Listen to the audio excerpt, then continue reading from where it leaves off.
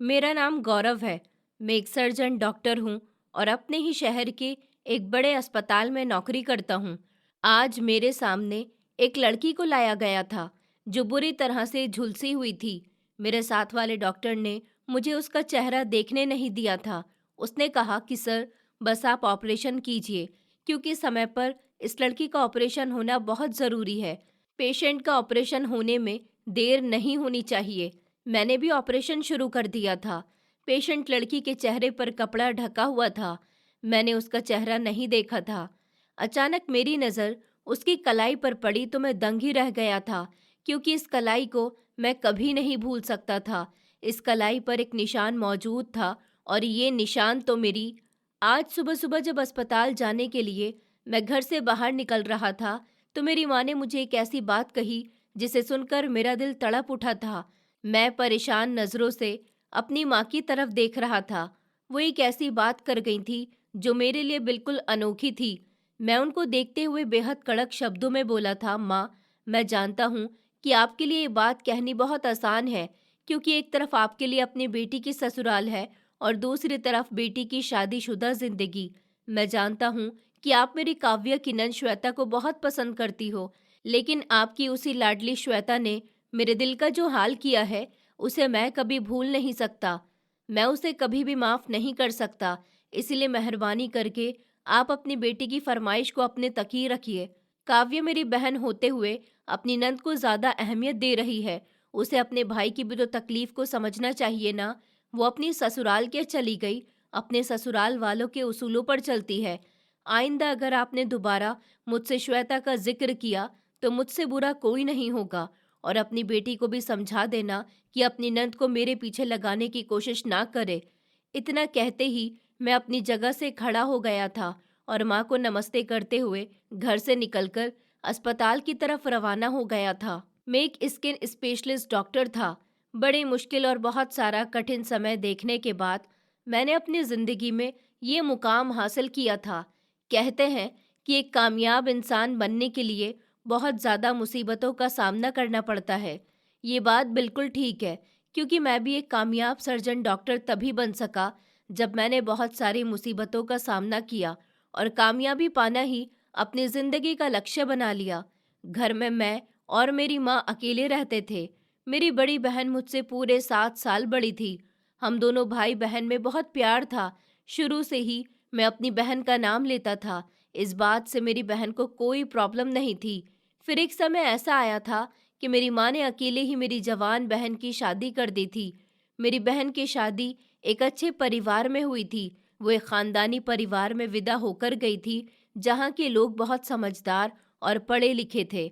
मेरी बहन अपनी ससुराल में बहुत खुश रहती थी। उसको देखकर मैं और मेरी माँ बहुत सुकून का सांस लेते थे। मेरी उम्र 18 साल थी जब मेरे पिता का साया मेरे सर से उठ गया था। पिताजी के मरने के 4 साल बाद माँ ने जैसे तैसे पैसों का बंदोबस्त करके मेरी बहन की शादी कर दी थी और अब घर में मैं और सिर्फ माँ रह गए थे। हम दोनों ही एक दूसरे का सहारा थे। मैं तो ज्यादातर अस्पताल में ही रहता था। माँ घर में अकेली होती तो कभी पड़ोस की औरतों को घर बुला लिया करती थी। उनका दिल बहल जाता था तो कभी मेरी बहन की ससुराल चली जाती थी। मेरी बहन की शादी के कुछ समय बाद तो माँ अपने आप को बहुत अकेला अकेला महसूस करती थी। लेकिन काव्या का पति बहुत अच्छा इंसान था। वो मेरी माँ को अपनी माँ समान समझता था और उनको अपनी माँ जितनी ही इज्जत देता था। पिताजी के मरने के बाद मुझ पर बहुत सारा मुश्किल समय आया था। अपने गैर हर इंसान ने कदम पीछे हटा लिए थे, क्योंकि हर कोई डर रहा था कि कहीं हम उनसे कुछ मांग न ले। मगर मेरे पिता ने हमेशा मुझे यही समझाया था कि जिंदगी में हालात जैसे भी हो जाएं, गौरव, सिर्फ ऊपर वाले का विश्वास करना और उसके अलावा किसी और के आगे हाथ ना फैलाना। भूखे सो जाना, भूख को बर्दाश्त कर लेना, मगर किसी से कुछ भी मांगना नहीं। ऊपर वाला तुम्हें वो सब कुछ देगा जो तुम चाहते हो, लेकिन उसके लिए तुम्हें बहुत सारी कठिनाइयों का सामना करना पड़ेगा और ढेर सारी मेहनत करनी पड़ेगी। तुम ऊपर वाले के आगे हाथ फैलाओगे तो वो तुम्हें सब कुछ देगा, लेकिन अगर दुनिया वालों के सामने हाथ फैलाओगे तो दुनिया वाले तुम्हें सिर्फ ताने देंगे और वही ताने तुम्हारी आत्मा को बिखेर कर रख देंगे। मेरी ये बात हमेशा याद रखना। अपने पिता की ये बात मुझे बहुत अच्छे से याद थी। मैंने दिन रात मेहनत की थी, रातों को जाग जाग कर पढ़ाई की थी। माँ को विश्वास दिलाया था कि एक दिन ऐसा आएगा, मैं सब कुछ बदल कर रख दूंगा। मेरी माँ घर में सिलाई किया करती थी। उन्होंने उन्हीं पैसों को इकट्ठा करके मेरी बहन की शादी इज्जत के साथ कर दी थी और मैं पढ़ाई करने के साथ साथ एक मामूली सी कंपनी में नौकरी भी कर रहा था। सारी रात जागकर डॉक्टर की पढ़ाई करता था। मुश्किल से रात के समय 2 या 3 घंटे की ही नींद लेता था। अक्सर मेरी माँ मुझे डांटती थी, कहती थी कि बेटा, खुद को इतना परेशान क्यों किया हुआ है, आगे जाकर तुम्हें कुछ हासिल नहीं होगा, इसलिए अपने आप को इतना परेशान मत करो, किस्मत में जो लिखा होगा वही मिलकर रहेगा। मगर मैंने तो अपने दिल में इरादा मजबूत कर लिया था।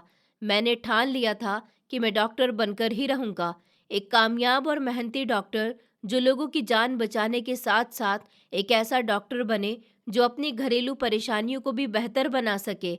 आगे जाकर ही तो मुझे सुकून हासिल करना है। और माँ को लगता था कि आने वाली जिंदगी में भी मुझे सुकून हासिल नहीं होगा। मुझे अपने पिताजी की कही हुई एक एक बात बहुत अच्छे से याद थी और मैं अपने पिताजी की कही हुई बातों पर ही हमेशा से विश्वास रखता था। मेरी पढ़ाई उस समय जारी थी। उसी दौरान मुझे अपनी बहन की इकलौती नंद श्वेता से मोहब्बत हो गई थी। शादी के शुरू शुरू में मैं भी काव्या के घर बहुत जाया करता था। काव्या की शादी पर पहली बार मैंने ध्यान से श्वेता को देखा था और तभी से उसे पसंद कर लिया था। मगर तब मैं किसी काबिल नहीं था और मेरी उम्र भी कम थी। लेकिन वक्त गुजरने के साथ साथ मैं जैसे जैसे अपनी बहन की ससुराल जाने लगा, मेरा सामना श्वेता से होता था। मैं उससे बहुत मोहब्बत करने लगा था। और फिर जिस कॉलेज में मैं पढ़ता था, कुछ समय के बाद श्वेता ने भी उसी कॉलेज में अपना एडमिशन करवा लिया था। तब से मुझे उसके साथ और भी ज्यादा लगाव हो गया था। हम दोनों के बीच कॉलेज में दोस्ती हो गई थी। लगभग 1 साल हम दोनों एक साथ एक ही कॉलेज में पढ़ रहे थे। मैंने एक दिन मौका देखकर उससे अपनी मोहब्बत का इजहार किया तो उसने वो मोहब्बत मेरे मुंह पर ही दे मारी थी।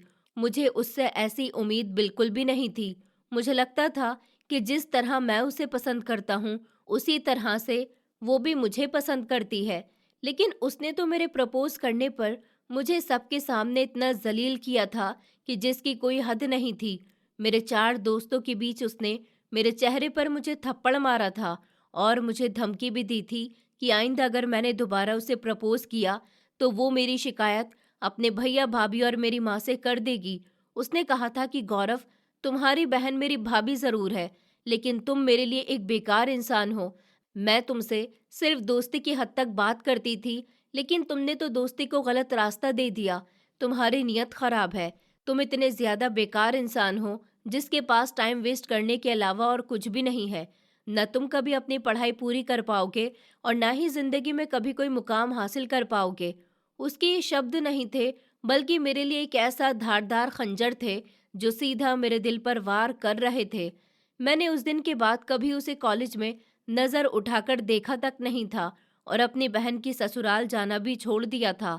अगर मेरी बहन कभी मुझे इनवाइट कर देती, फिर उसके घर कोई फंक्शन होता और मुझे पता चल जाता कि मेरी बहन मुझे बुला रही है, तो मैं किसी न किसी काम का बहाना बना देता था या फिर घर नहीं जाता था और अपनी बहन से मना कर देता था कि मैं तुम्हारे घर पर नहीं आ सकूंगा। कई साल हो गए, मैं अपनी बहन के ससुराल नहीं गया था। मेरी माँ मेरी इसी हरकत से बिल्कुल भी खुश नहीं थी और मेरी बहन भी नाराज होती थी।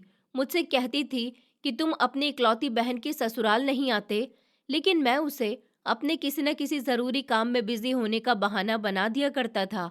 मैंने बड़ी खामोशी से मेहनत की थी और फिर फाइनली कुछ समय के बाद मेरी कामयाबी ने ही चारों तरफ शोर मचा दिया था। मैं एक परफेक्ट सर्जन डॉक्टर बन चुका था और अपने शहर के बड़े अस्पताल में मेरी नौकरी भी लग गई थी, जहाँ से मैं पैसे कमा रहा था। एक इज्जतदार डॉक्टर बन गया था और मैंने अपने घर को रेनोवेट भी करवा लिया था। अच्छी नौकरी थी, अच्छा घर था, मेरे पास गाड़ी भी थी, मैं स्मार्ट था। भला ऐसे लड़के को कोई कैसे नहीं अपनाता। हर घर मुझे अपनी बेटी का रिश्ता देने के लिए तैयार था। लेकिन अब कामयाब हो जाने के बाद श्वेता मेरी बहन और मेरी माँ को अपनी बातों के जाल में फंसा चुकी थी। बहुत आराम से उन्हें अपनी मीठी मीठी बातों में उसने उतार लिया था और अब मेरी बहन और मेरी माँ मेरे सामने रिक्वेस्ट कर रही थी कि मैं श्वेता से शादी कर लूं। उनका कहना था कि श्वेता मेरे काबिल है, सुंदर है, और फिर मेरे जीजा जी भी चाहते थे कि मैं उनकी इकलौती बहन से शादी करके उसे अपने घर में ले आऊं। उनको लगता था कि उनकी बहन के लिए मैं बिल्कुल परफेक्ट हूं, और मेरी माँ को भी श्वेता मेरी पत्नी के रूप में स्वीकार थी। इसलिए मेरी माँ और बहन का कहना था कि तुम श्वेता से शादी कर लो, तुम दोनों की जोड़ी बहुत अच्छी रहेगी। लेकिन अब मैं अपना दिल मजबूत कर चुका था। मैं मर सकता था, लेकिन श्वेता को अपनी पत्नी के रूप में एक्सेप्ट नहीं कर सकता था। उसने मेरे ही दोस्तों के सामने मेरी बहुत बेइज्जती की थी, मुझे मुंह पर थप्पड़ भी मारा था, और साथ ही ये भी कहा था कि तुम कभी कामयाब नहीं हो सकते। अब आज मैं कामयाब हो गया था, तो मुझे श्वेता की ज़रूरत भी नहीं थी। लेकिन मैं ये नहीं जानता था कि कुदरत तो कुछ और ही फैसला करके बैठी हुई है। उस दिन माँ से गुस्से में बात करने के बाद मैं जैसे ही अस्पताल में दाखिल हुआ, तो अचानक मेरा मोबाइल एकदम से रिंग करने लगा था। मैंने स्क्रीन पर नज़र डाली तो अनजान नंबर से कॉल आ रही थी। कुछ सोचकर मैंने कॉल रिसीव कर ली थी। तभी अगली तरफ से एक लड़की की घबराई हुई आवाज़ सुनाई दी थी। डॉक्टर, डॉक्टर, प्लीज़ मुझे बचा लो। भगवान के लिए मुझे बचा लो, वरना मैं मर जाऊंगी। तुम्हें तुम्हारी माँ की सौगंध है, तुम्हें तुम्हारी माँ का वास्ता, प्लीज़ मुझे बचा लो।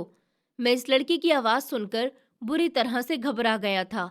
मैंने फौरन कहा, कौन बात कर रहा है? हेलो, हेलो, जी आप कौन हैं और कहाँ से बोल रही हैं? मुझे बताइए, मैं आपकी मदद करने के लिए तैयार हूँ। आखिर आपको क्या परेशानी है? मगर दूसरी तरफ से अब जवाब नहीं आ रहा था। मैं हेलो हेलो कहता रह गया था, लेकिन दूसरी तरफ से पूरी तरह शांति छा गई थी, और अचानक से कॉल कट गई। मैंने मोबाइल चेक किया तो कॉल मेरी तरफ से कट नहीं हुई थी। मैंने उसी नंबर पर कॉल लगाई जिस नंबर से कॉल आई थी, लेकिन अब नंबर तो बंद जा रहा था। मैंने कई बार नंबर डायल किया, लगातार नंबर स्विच ऑफ जा रहा था। मैं हैरान हो गया था कि आखिर ये कौन थी, कौन लड़की थी जिसे डॉक्टर की मदद की ज़रूरत थी, जिसने इतनी जल्दबाजी में मुझे कॉल की और फिर पूरी बात बताए बिना ही फ़ोन बंद भी कर दिया था। एक लम्हे के लिए मेरा दिल धक से रह गया था। कई सारे ख्याल मेरे दिमाग में आए थे, मगर फिर मैंने ये सोचकर अपना सर झटक दिया कि हो सकता है कोई मेरे साथ मजाक कर रहा हो। शायद मेरी कोई साथी डॉक्टर हो सकती है जो मेरे साथ भद्दा सा मजाक कर रही हो। वैसे भी अस्पताल में अगर कोई डॉक्टर बहुत जल्दी तरक्की कर ले तो लोग उसके साथ इस तरह का बेहुदा मजाक करते ही रहते हैं, ताकि उसका दिमाग बढ़ जाए और वो पेशेंट की तरफ से थोड़ा लापरवाह हो जाए। मैंने सोचा कि अगर सच में किसी को मेरी मदद की ज़रूरत होगी तो मेरे पास दोबारा कॉल आएगी। मुझे इतना परेशान होने की ज़रूरत नहीं है। इसलिए मैंने एक तरफ से अपना ध्यान हटा लिया था और इस बात पर इतना कंसंट्रेट करना ज़रूरी नहीं समझा था। मैंने अपना मोबाइल वापस पैंट की पॉकेट में रख लिया और अपने केबिन की तरफ बढ़ गया था। मैं इस बात से पूरी तरह से बेखबर था कि आने वाली ज़िंदगी मेरी कैसी परीक्षा लेने वाली है। वो सारा दिन तो रूटीन के मुताबिक ही गुजर गया था, पर कहीं न कहीं मेरे दिमाग में सुबह आई हुई वो फ़ोन कॉल ज़रूर छा गई थी, जो मुझे बेहद परेशान कर रही थी। 9 बजे घर जाने के समय पर माँ की कॉल आई थी, जो मुझे काव्या के घर आने को कह रही थी। उनका कहना था कि बेटा, जल्दी से अपनी बहन के ससुराल पहुँच जाओ, एक बहुत बड़ी प्रॉब्लम हो गई है। तुम आ जाओ, अब तुम्हें बताती हूँ कि क्या हुआ है। मगर मैं अपनी बहन के ससुराल जाना ही नहीं चाहता था। पूरे 5 साल हो गए थे मुझे अपनी बहन की तरफ गए हुए। मैंने तो उसकी ससुराल के रास्ते तक से गुजरना छोड़ दिया था। मैंने माँ को साफ इनकार कर दिया कि मुझे टाइम नहीं है, मैं वहाँ नहीं आऊँगा। माँ ने कहा भी था कि बेटा प्लीज़ बात को समझो। मुझे लगा था कि माँ मुझे काव्या के घर इसलिए बुला रही है ताकि काव्या, उसका पति और माँ सब लोग मिलकर मुझे श्वेता से शादी पर राज़ी कर सकें। इसलिए मैंने माँ को बोल दिया था कि माँ, मुझे माफ़ कर दो, मैं आप लोगों की झूठी बातों में नहीं आना चाहता, मेरे पास टाइम नहीं है। माँ गुस्सा करते हुए बोली थी कि आखिर तुम चाहते क्या हो? तुम्हारी बहन कितनी आस और उम्मीद के साथ अपनी नंद का रिश्ता तुम्हें पेश कर रही है। बेटा, उसकी नंद बहुत अच्छी लड़की है, लेकिन आज तुम बात को समझो। अगर तुम घर पर नहीं आए तो शायद तुम्हारी बहन के पति की जान पर बन आएगी। तुम्हारी बहन और तुम्हारे जीजा जी आज बहुत बड़ी मुसीबत में है। मैं माँ की इमोशनल ब्लैकमेलिंग अच्छी तरह से समझ गया था, और मैं किसी भी तरह से उनकी इस ब्लैकमेलिंग में फंसना नहीं चाहता था। मैंने बिना कोई भी दबाव दिए फ़ोन बंद कर दिया था और गाड़ी अपने घर की तरफ मोड़ ली थी। एक लम्हे के लिए मेरा दिल परेशान तो हुआ था कि माँ ने आखिर आज इस तरह की बात क्यों कही थी कि बहुत बड़ी परेशानी हो गई है, तुम्हारी बहन और जीजा जी की जान पर बनाई है। लेकिन फिलहाल मेरे पास इतना टाइम नहीं था कि मैं बेवजह उनकी बातों को सुनता या फिर सोचता। अभी मैंने गाड़ी मोड़ी ही थी जब मेरा मोबाइल एक बार फिर से रिंग हुआ था। मैंने झुंझलाते हुए मोबाइल की स्क्रीन पर देखा था। मुझे लगा कि शायद फिर से माँ का फ़ोन आ गया है, लेकिन माँ का फ़ोन नहीं था। ये तो वही सुबह वाला अनजान नंबर था। मैंने फ़ौरन ही गाड़ी को एक कोने में लगाया था और कॉल रिसीव करके कान पर लगाई थी। अचानक आगे से वही घबराई हुई लड़की की आवाज़ फिर से मेरे कानों के पर्दों से टकराई थी। प्लीज़ डॉक्टर साहब, भगवान के लिए मुझे बचा लो। ऊपर वाला हमेशा तुम्हें खुश रखेगा। प्लीज़ मुझे बचा लो। मैं आपके आगे हाथ जोड़ती हूँ। प्लीज़। हेलो। मैं बहुत बड़ी मुसीबत में फंस गई हूँ। मैं बहुत तकलीफ़ में हूँ। इस बार समय बर्बाद किए बिना मैंने कहा, कौन हो? मैं आपकी मदद करने के लिए तैयार हूँ। आप कहाँ पर हो और कहाँ से बात कर रही हो? मुझे बताओ। मैं ज़रूर आपकी मदद करूँगा। क्या हुआ है आपको? लेकिन इस बार फिर से कॉल कट हो गई थी। मैंने दोबारा कॉल लगाई तो वो नंबर फिर से स्विच ऑफ हो गया था। मेरी समझ नहीं आ रहा था कि ये कौन थी जो मुझे बार बार कॉल कर रही थी और अपनी परेशानी मुझे बता रही थी और फिर मेरे कुछ बोलते ही फ़ोन बंद कर देती थी। आखिरकार ये क्या तमाशा था? दूसरी बार पर मुझे थोड़ी परेशानी हुई थी, क्योंकि दूसरी बार इस तरह की कॉल आना और मदद के लिए रिक्वेस्ट करना, किसी लड़की का रोना, ये कोई मामूली बात नहीं थी। मैंने कुछ सोचकर अपने एक दोस्त को वो नंबर सेंड कर दिया था और उसे कॉल करके कहा था कि इस नंबर की सारी इन्फॉर्मेशन निकालो। ये सिम किस नाम की है और किस लोकेशन से मुझे कॉल की जा रही है और कौन इसे इस्तेमाल कर रहा है, ताकि मुझे पता चल सके कि कहीं सच में किसी को मेरी मदद की ज़रूरत तो नहीं है। अगर सच में कोई मेरे साथ मजाक नहीं कर रहा है और सच में उसे मेरी मदद चाहिए। मैं एक मसीहा था, लोगों के काम आता था। अगर कोई मुझे भरोसेमंद समझकर मुझसे मदद मांग रहा था, तो मुझ पर ज़रूरी था कि मैं उस इंसान की मदद करता। मैं अपने घर पहुंचा तो दरवाजे पर ही चौकीदार कहने लगा कि साहब, आज मालकिन जी बहुत परेशान थी और बहुत घबराते हुए वो काव्या जी के यहाँ गई हैं। उनका कहना था कि अगर आप घर पर आ जाएं तो मैं आपको खबर दे दूं कि आप काव्या जी के यहाँ चले जाइए। चौकीदार की बात सुनकर मैंने एक गहरी सांस ली, लेकिन मैंने उसकी बात को नज़रअंदाज कर दिया था। मैं क्यों उसकी बात को सीरियस लेता, जब मुझे अपनी बहन के ससुराल जाना ही नहीं था। किसी भी हाल में मैं नहीं जाना चाहता था। हाँ, लेकिन मुझे टेंशन हो रही थी कि माँ इतनी घबराहट में क्यों घर से निकली थी। आखिर क्या वजह है? मगर मैं उस तरफ ध्यान देना ही नहीं चाहता था। उस लड़की ने मेरा चैन और सुख सब छीन लिया था। मेरी खुशियाँ, मेरी मोहब्बत, यहाँ तक कि मेरी इज्जत भी। उस लड़की ने मेरी खुशियों को मेरे मुंह पर दे मारा था। लेकिन मैं ये भूल रहा था कि उस घर में मेरी बहन भी है। वो मेरी बहन की नंद है। मैं अपनी बहन की ससुराल जाऊंगा तो मेरा उस लड़की से सामना होगा। कितनी मोहब्बत से मैंने उसके सामने घुटनों के बल बैठकर अपनी मोहब्बत का इजहार किया था और कहा था कि मैं तुमसे शादी करना चाहता हूँ श्वेता, बस मुझे थोड़ी मोहलत चाहिए। और उसने मेरी बात सुनकर साफ इनकार कर दिया था। वो मुझे एक मौका ही दे देती, मेरी बात को समझती तो सही। लेकिन नहीं, उसने सिर्फ इनकार ही नहीं किया था, बल्कि मेरी बेइज्जती भी कर दी थी और कहा था कि तुम एक बेकार इंसान हो, जिंदगी में तुम कभी कुछ हासिल नहीं कर सकते।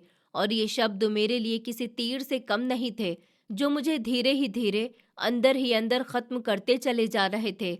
मैं अपने कमरे में आ गया था। शावर लेकर जब मैं बाहर आया तो एक बार फिर से माँ का फ़ोन आ रहा था। अब मुझे थोड़ी टेंशन होने लगी थी। माँ कभी भी मेरी फीलिंग से नहीं खेलती थी। श्वेता ने मेरे साथ जो भी किया था उसके बारे में मैंने अपनी माँ को बता दिया था। उनको श्वेता के बारे में सब कुछ पता था। ये बात हकीकत थी कि मेरी माँ को श्वेता बहुत पसंद थी। इस हादसे के बाद भी श्वेता ने मेरी माँ का साथ नहीं छोड़ा था। वो भी मेरी माँ को अपनी माँ के समान समझती थी और उनकी बहुत इज्जत करती थी। वो मेरी माँ को फ़ोन भी करती थी, उनके हालचाल भी पूछती थी और अपने घर आने का बार बार कहती थी। मैंने इस बार ऊपर वाले का नाम लेकर माँ की कॉल रिसीव कर ली थी। तभी माँ की रोती हुई आवाज़ सुनाई दी थी। उन्होंने कहा, तुम सच में बहुत पत्थर दिल इंसान हो गौरव। तुम्हारे लिए तुम्हारी माँ की और बहन की कोई अहमियत नहीं है। मैंने तुम्हें कहा है ना कि तुम आ जाओ, तो तुम क्यों नहीं आ रहे हो? आखिर तुम चाहते क्या हो? कि मैं अपनी बेटी के घर से भी दूर हो जाऊं और तुम्हारी बहन की भी अपनी ससुराल में बेइज्जती हो। गौरव, तुम क्यों इतने जालिम इंसान बन गए हो? मेरी माँ बहुत ज़्यादा इमोशनल हो रही थी। मैंने गहरी सांस ली थी और खुद पर काबू पाने के लिए मजबूती से अपनी आंखें बंद कर ली थी। उस लम्हे गुजरे हुए समय का बहुत दर्दनाक लम्हा मेरी आंखों के सामने आ गया था। मैं सर इनकार में हिलाते हुए बोला, नहीं माँ, मैं नहीं आ सकता। आप क्यों मुझे परेशान कर रही हैं? आपको पता है कि मैं नहीं आऊँगा। आखिर ऐसा भी क्या हुआ है वहाँ जो आप इस तरह का बर्ताव कर रही हैं? बताइए मुझे, बताइए ना। लेकिन इस बार तो उन्होंने सिर्फ एक ही रट लगाई हुई थी कि तुम जल्द से जल्द काव्या के घर आ जाओ। मैं तुम्हें डिटेल से सब कुछ बताऊंगी। यहाँ एक बहुत बड़ी परेशानी हो गई है। यहाँ पर तुम्हारा होना बेहद ज़रूरी है बेटा। माँ की बात सुनकर कुछ देर तक तो मैं खामोश खड़ा रहा था और इस बारे में सोचता रहा था कि मुझे वहाँ जाना चाहिए या नहीं। लेकिन हर बार मेरी ईगो मेरे बीच में आ जाती थी। मैंने जल्दी से कहा कि माँ, वहाँ कितनी ही बड़ी परेशानी क्यों ना हो जाए, ना मैं आऊँगा और ना ही मुझे आप बार बार फ़ोन करके परेशान करेंगी। मेरी एक बहुत ही इम्पोर्टेंट मीटिंग है। बेहतर होगा कि आप दोबारा मुझे फ़ोन मत करना। मैं फ़ोन साइलेंट कर दूँगा। मैं डिस्टर्ब नहीं होना चाहता। ये बोलकर मैं फ़ोन बंद कर चुका था। इस बात से बेखबर था कि ज़िंदगी ने मेरे लिए कितनी बड़ी आजमाइश खड़ी कर दी है। रात धीरे धीरे गुजरती चली जा रही थी। रात के लगभग 2 बजे तक मैंने माँ का इंतज़ार किया था, मगर जब वो 3 बजे तक भी घर लौटकर नहीं आई तो मैं खामोशी से सो गया था। अगली सुबह का सूरज पूरी रोशनी के साथ जगमगा रहा था। मैं जल्द से जल्द तैयार हुआ था। घर में माँ के ना होने की वजह से आज मैं काफ़ी लेट हो गया था। लेकिन मैं जैसे ही लाउंज में आया तो सामने का नज़ारा देखकर मेरी जान गले में आ गई थी। माँ लाउंज में बैठी फूट फूट कर रो रही थी। माँ को ऐसे रोता हुआ देखकर मैं तेज़ी से उनकी तरफ बढ़ा था। मैं उनका हाथ पकड़ना चाहता था। जैसे ही मैं उनके करीब गया और उनका हाथ पकड़ने के लिए अपना हाथ आगे किया तो उन्होंने अपना हाथ पीछे कर लिया और मुझे झटक दिया था। माँ मेरी तरफ देखते हुए नाराज़गी से बोली थी, जाओ गौरव, मुझे तुमसे कोई बात नहीं करनी है। तुम्हारी नज़र में अपनी माँ की कोई इज्जत और अहमियत नहीं है। मैं आज तुम्हें बता रही हूँ गौरव, मेरा तुमसे अब कोई संबंध नहीं है। तुमने मेरी बेटी की नज़रों में मुझे बहुत गिरा दिया।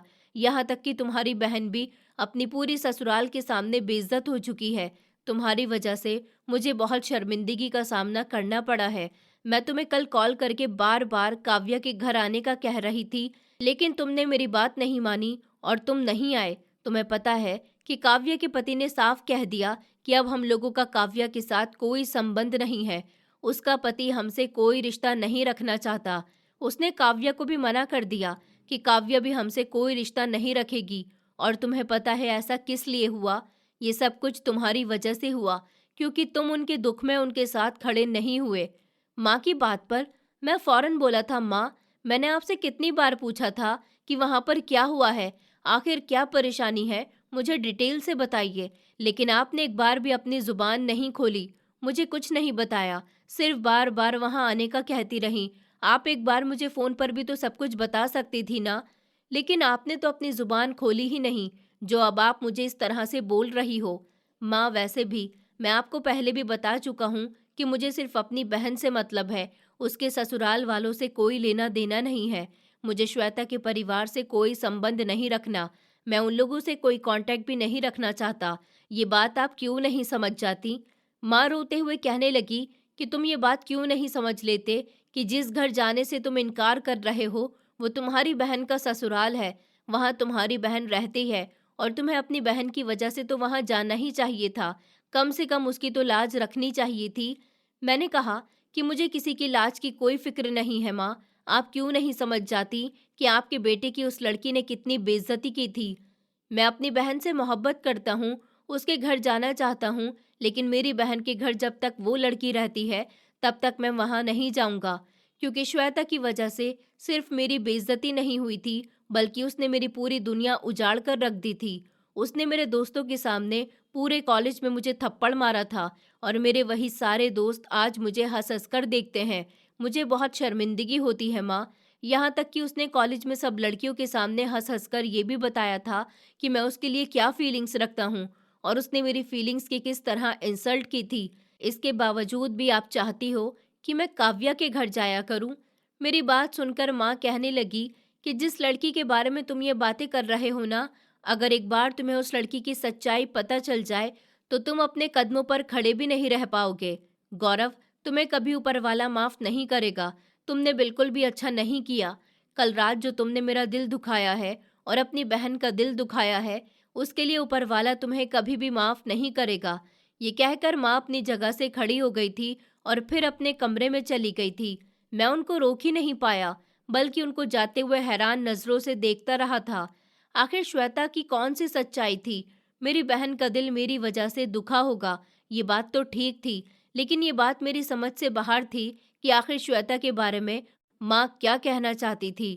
फिलहाल तो मैं अपना सर झटककर अस्पताल की तरफ रवाना हो गया था। मैं पेशेंट के मामले में बिल्कुल भी देर नहीं करता था। घरेलू मामलात एक तरफ थे और प्रोफेशनल मामलात एक तरफ थे। मैं कभी भी उन दोनों को एक साथ लेकर नहीं चलता था। समय धीरे धीरे गुजरता जा रहा था। माँ की रोई रोई आंखें मुझे लगातार बेसुकून कर रही थी। ये सच था कि मैं प्रोफेशनल मामलात को हमेशा सबसे ऊपर रखता था, लेकिन इन सब से पहले मेरे लिए मेरी माँ थी, जो आज रो रही थी, जो मुझे डांट रही थी, मुझ पर गुस्सा कर रही थी। न जाने क्यों वो मुझसे इतनी नाराज थी। ये बात मुझे सुकून लेने नहीं दे रही थी। काफी देर तक तो मैं खामोशी से अपने केबिन में ही बैठा रहा था। 2 से 3 बार मुझे बुलाया गया था, लेकिन हर बार मैंने इनकार कर दिया था कि मेरी तबीयत अभी ठीक नहीं है, मैं कुछ देर के बाद आऊँगा। अभी मैं किसी से मुलाकात नहीं करना चाहता। अभी कुछ समय ही गुजरा था कि जब डॉक्टर आशुतोष भागते हुए मेरे केबिन में दाखिल हुए थे और मुझे देखते हुए बोले थे कि डॉक्टर गौरव, एक बहुत ही बड़ी इमरजेंसी केस आया है। पेशेंट एक लड़की है जो कि पूरी तरह से आग से झुलस गई है। आपको फौरन ऑपरेशन करना होगा। जल्द से जल्द आप ये केस स्टडी लीजिए। मैं जल्दी से अपनी जगह से उठकर खड़ा हो गया था। ये कोई मामूली केस नहीं था जिसको मैं किसी दूसरे डॉक्टर पर छोड़ देता। ये एक स्पेशल केस था जिसे मुझे देखना ही था। मैं और डॉक्टर अनुभव भागते हुए इमरजेंसी वार्ड की तरफ बढ़े थे।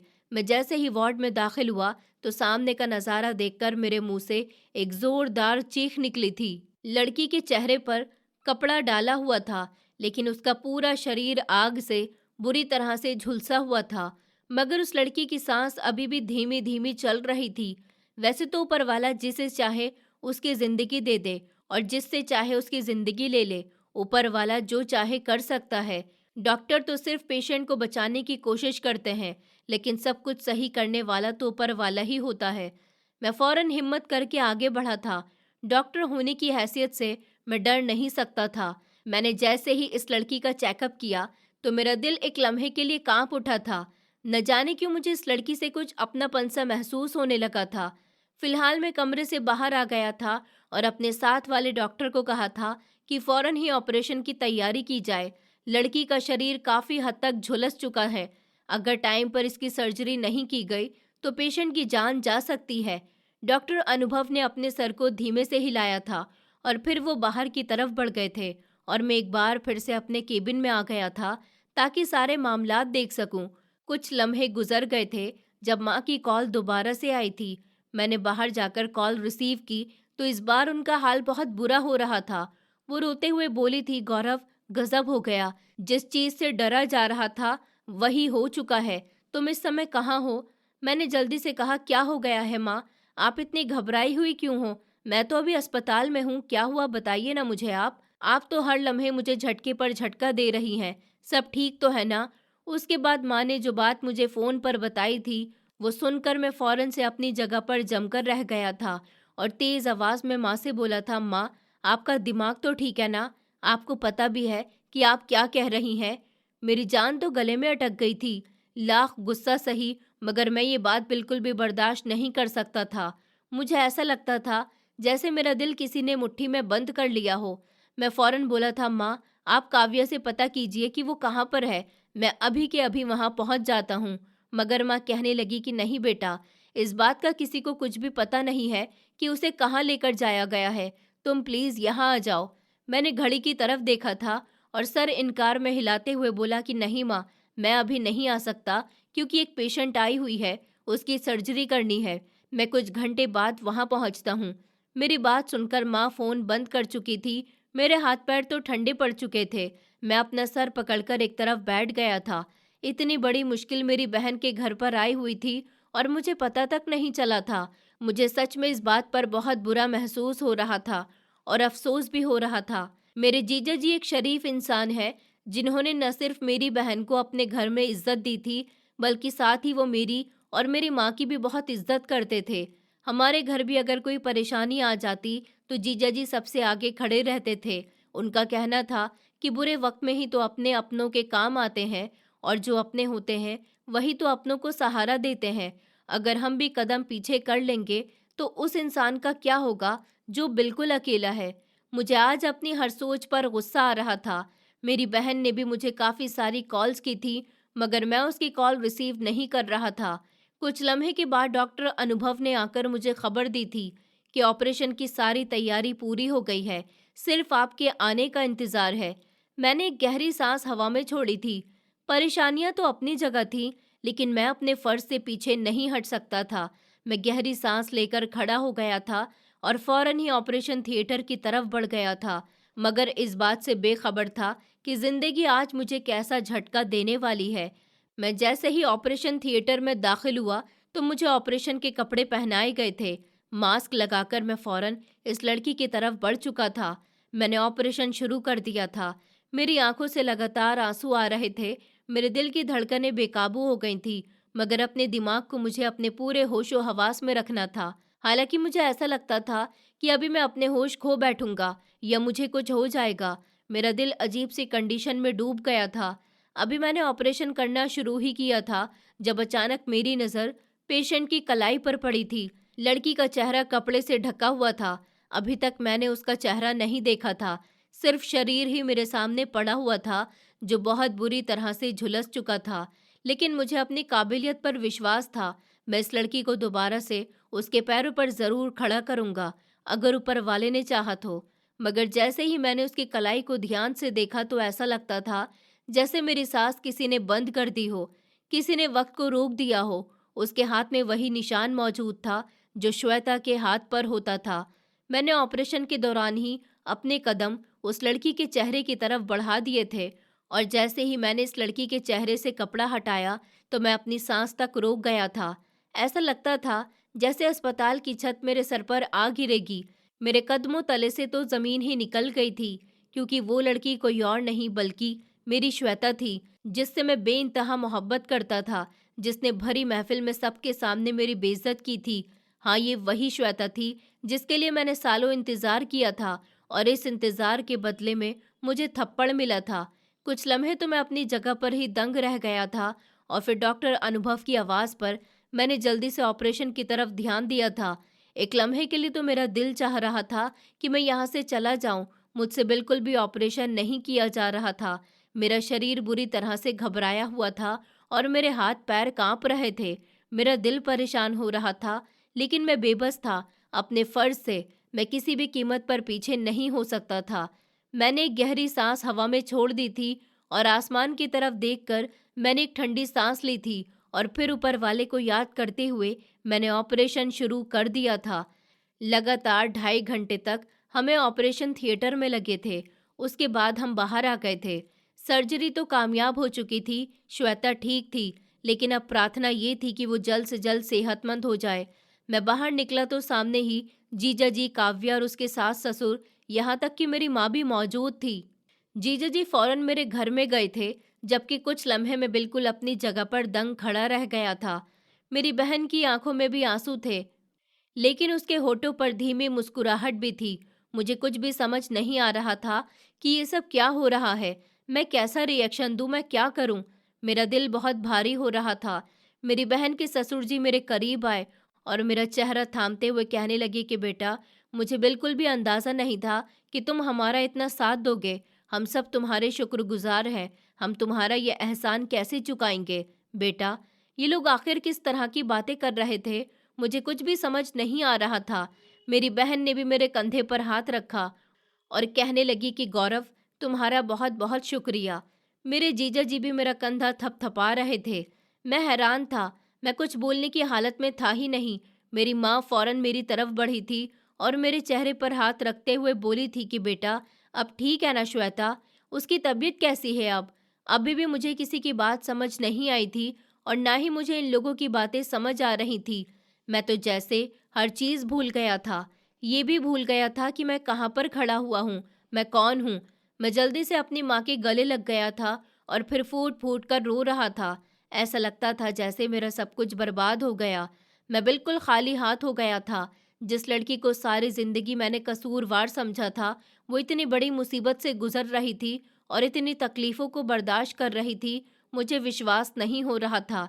मैं काफ़ी देर तक अपनी बहन को गले लगाकर रोता रहा था। जीजा जी मुझे चुप करवा रहे थे, मुझे तसल्ली दे रहे थे, लेकिन मुझे हौसला बिल्कुल भी नहीं आ रहा था। उन्होंने मुझे बहुत मुश्किल से बेंच पर बैठाया था, पानी पिलाया था। मेरा स्टाफ आगे पीछे हो चुका था।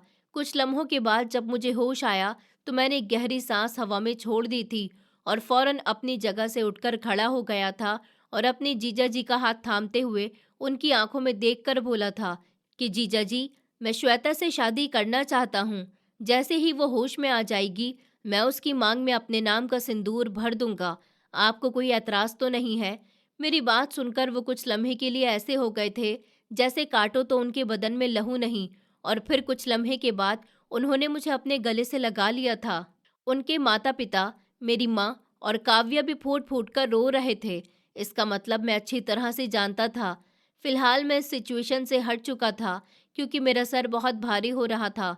मैं अपने केबिन में आकर बैठ गया था, बिल्कुल अकेला। कभी कभी जिंदगी में कुछ ऐसे हादसे हो जाते हैं जो अचानक से आपकी पूरी जिंदगी को हिलाकर रख देते हैं। मेरे साथ भी कुछ ऐसा ही हुआ था। श्वेता ने वो प्रपोजल रिजेक्ट नहीं किया था, बल्कि श्वेता एक बहुत बड़ी मुश्किल का शिकार थी। उससे ये सब कुछ करवाया गया था। मेरे दोस्तों के सामने और मेरे कॉलेज में तो उसने मेरी बेइज्जती की थी, लेकिन ये सब कुछ उसने जानबूझकर नहीं किया था। ये सब कुछ उससे करवाया गया था क्योंकि एक सोची समझी साजिश थी। दरअसल हकीकत ये थी कि श्वेता मुझे शुरू से ही पसंद करती थी। कहते हैं ना कि जब आप किसी की तरफ दीवाने हो रहे होते हैं, तो दूसरी तरफ से भी कुछ ना कुछ ज़रूर होता है। श्वेता मेरी बहन की शादी के बाद से मुझे जानने लगी थी। तभी तो उसने मेरा प्रपोजल रिजेक्ट करने के बावजूद भी मेरी माँ को हमेशा सबसे अहम रखा था। दरअसल बात ये थी कि श्वेता को एक लड़का पसंद करता था जो हमारे ही कॉलेज में पढ़ता था।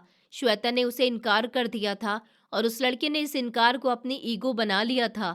उसने श्वेता की फोटोज को एआई की मदद से गंदी तस्वीरें बनाकर एडिट कर दिया था और उन फोटोज के थ्रू उसने श्वेता को ब्लैकमेल करना शुरू कर दिया।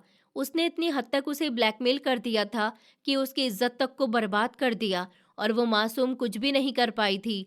अक्सर मुझे माँ बताया करती थी कि श्वेता जिस तरह पहले चंचल रहती थी, हंसी खुशी मस्ती में रहती थी, अब वो ऐसी नहीं रही। उसके अंदर पहले जैसी बात नहीं रही थी। वो बिल्कुल खामोश हो गई थी, न ज्यादा हंसती थी, न ज्यादा बोलती थी और ना ही किसी के सामने आई थी। इसका मतलब अब मुझे समझ आया था कि बात ये थी। मैंने उसे अपने 4 दोस्तों के सामने प्रपोज किया था। उन चारों में से वो एक था जो मेरा दोस्त था और साथ ही मेरे कॉलेज में पढ़ा करता था। उसका नाम श्रेयस शुक्ला था। वो हमारा एक बहुत अच्छा दोस्त था, लेकिन वो दोस्त आस्तीन का सांप निकलेगा, इस बात का मुझे बिल्कुल भी नहीं पता था। उसकी वजह से ही श्वेता मुझे रिजेक्ट कर चुकी थी और उस लड़के के सामने बिल्कुल लाचार और बेबस हो गई थी। मैं अपने फ्रेंड्स ग्रुप से हट गया था। जब से मेरी हॉस्पिटल में जॉब लगी थी, तब से मैं अपने दोस्तों से कम ही कांटेक्ट रखता था। श्रेयस ने सिर्फ उसकी इज्जत को खराब नहीं किया था, बल्कि उसने मेरी बाकी सारी दोस्तों के साथ मिलकर श्वेता को तड़प तड़प कर मर जाने के लिए छोड़ दिया था। मेरे सभी दोस्त श्वेता का फायदा उठा रहे थे। इस बात से मैं पूरी तरह से अनजान था। 5 साल से श्वेता इस तकलीफ को बर्दाश्त कर रही थी, लेकिन अपने मुंह से उसने कभी एक शब्द भी नहीं कहा था, क्योंकि अपने परिवार की इज्जत उसके लिए सबसे ज्यादा जरूरी थी। हम कोई हाई फाई फैमिली से बिलोंग नहीं करते थे। हमारा संबंध एक मिडिल क्लास फैमिली से था, जहां पर अगर लड़की की इज्जत एक बार चली जाए तो वो कभी भी दोबारा अपने कदमों पर खड़ी नहीं हो सकती। 5 साल के बाद श्वेता के परिवार वालों के सामने धीरे धीरे श्वेता की सारी बातें खुलने लगी थी। अचानक से श्वेता का घंटों घर से गायब हो जाना ये कोई मामूली बात नहीं थी, और जब जीजा जी ने इस बात की जांच पड़ताल करवाई तो उन्हें पता चल गया था कि श्रेयस शुक्ला उनकी बहन को किस तरह से ब्लैकमेल कर रहा है। उन्होंने श्रेयस के खिलाफ रिपोर्ट भी दर्ज करवाई थी ताकि उसे अरेस्ट करवा सके, मगर वो खूंखार हो गया था। उसने श्वेता की वो सारी एडिट की हुई फोटोज वायरल कर दी थी, जिसका सदमा श्वेता बर्दाश्त न कर सकी और श्वेता ने सुबह के समय खुद पर पेट्रोल छिड़ककर अपने आप को आग लगा ली थी। ठीक समय पर चौकीदार और घर के नौकर उसे अस्पताल की तरफ लेकर भागे थे, क्योंकि घर पर उस समय कोई भी मौजूद नहीं था। चौकीदार और नौकर टाइम पर उसे मेरे अस्पताल ही लेकर आ गए थे, जिसकी वजह से ठीक समय पर उसका इलाज हो गया। मुझे बेहद अफसोस हो रहा था कि ये दुनिया कितनी जालिम हो गई है, अपना पराया हर फर्क भूल चुकी है। जिन्हें हम अपना समझते हैं, वही हमारी पीठ पर खंजर घोंपने के लिए तैयार खड़े रहते हैं। काश मैं श्वेता की आंखों में छुपे हुए दर्द को समय पर समझ लेता। काश उसकी तकलीफ को समझने में मुझे इतना समय न लगता। अगर मैं उसकी मदद कर देता, उसकी तकलीफ को समझ लेता, तो वो आज इस कंडीशन में ना होती। काश मुझे पता चल जाता कि मेरा दोस्त श्वेता के साथ क्या कर रहा है। मेरी सबसे बड़ी गलती तो यही थी कि जब श्वेता ने मुझे एक थप्पड़ मारा था, मैं उसके बावजूद भी उस पर नज़र रखता, लेकिन मैंने ऐसा नहीं किया। मैं उससे भले ही मोहब्बत करता था, लेकिन उसके इनकार करने पर मैं उससे दूर होता चला गया था। अगर मुझे ज़रा भी इस बात की भनक पड़ जाती, तो मैं श्रेयस शुक्ला को बर्बाद कर देता। ऊपर वाले ने इतनी इज्जत तो मुझे भी दी थी। मैंने अपने एक दोस्त के ज़रिए फ़ोन की वायरल हुई फ़ोटो को डिलीट करवाया था। जहाँ जहाँ पर वो शेयर हुई थी, उन्हें भी डिलीट करवाने की कोशिश की गई थी। और इस दोस्त ने मुझे ये भी बताया था कि जिस नंबर से तुम्हें कॉल आ रही थी, वो श्वेता का ही नंबर था। वही तुम्हें कॉल करके तुमसे हेल्प मांग रही थी। मुझे अपनी हालत पर बेहद अफसोस हुआ था कि जिस लड़की से मैं मोहब्बत करता था, उसी की तकलीफ में इतना अनजान हो चुका था। वक्त गुजरता जा रहा था। लगभग 1 हफ्ते के बाद श्वेता को ठीक तरह से होश आ गया था।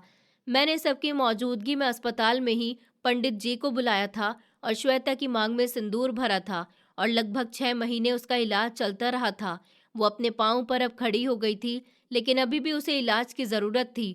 पूरे 1 साल के बाद जब वो पूरी तरह से सेहतमंद हो गई थी, तब जाकर मैंने अग्नि को साक्षी मानकर सबके सामने और खूब धूमधाम से अपनी मोहब्बत को अपनी ज़िंदगी में शामिल किया था। जीजा जी, मेरी बहन और उसके ससुराल वाले सब लोग अब बेहद खुश थे, क्योंकि वो लोग यही चाहते थे कि मेरी शादी श्वेता के साथ हो जाए। सब कुछ खुशी खुशी हो गया था, लेकिन बीते हुए समय में श्वेता के साथ जो हुआ था, वो एक बहुत बड़ा झटका था। वो लड़की सिर्फ मेरी मोहब्बत नहीं थी, मेरा जुनून बन चुकी थी। मैं अपनी कहानी के थ्रू दुनिया के सारे लड़कों को ये मैसेज देना चाहता हूँ कि अगर आज तुम किसी की बहन बेटी के साथ जुल्म करोगे, तो कल को तुम्हें उसकी सज़ा दुनिया में ज़रूर मिलेगी, और साथ ही ऊपर वाला भी तुम्हारे लिए एक नई सज़ा का इंतज़ाम करके बैठा हुआ होगा। कि दुनिया तो सिर्फ एक दिखावा है। अगर आज हम अपने आसपास की बहन बेटियों की इज्जत करेंगे, तो कल को हमारे घर की बहन बेटियां भी सलामत रहेंगी और उनकी भी इज्जत बनी रहेगी। दोस्तों, उम्मीद करती हूँ आपको हमारी कहानी पसंद आई होगी। कहानी पसंद आई है तो वीडियो को लाइक करें, चैनल पर नए हैं तो चैनल को सब्सक्राइब करें और हाँ, नोटिफिकेशन बेल को ज़रूर दबाएं ताकि अगली अपडेट सबसे पहले आपको मिले।